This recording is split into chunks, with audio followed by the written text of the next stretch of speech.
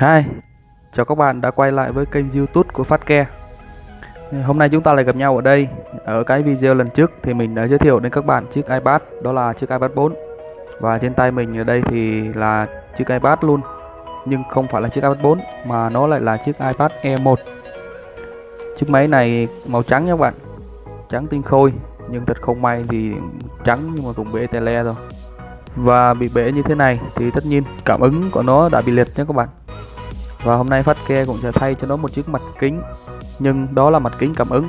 Vâng, mời các bạn cùng theo dõi.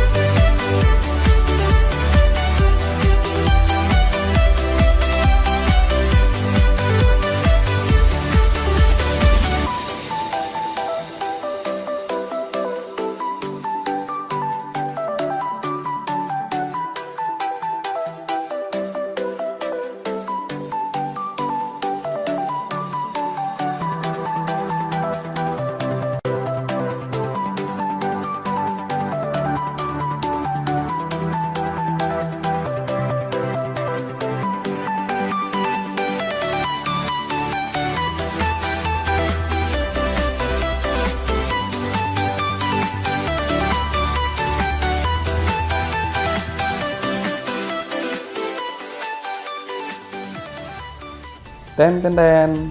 Đây nha các bạn. Và vừa rồi các bạn cũng đã xem xong cái quy trình thay mặt kính của chiếc iPad M1.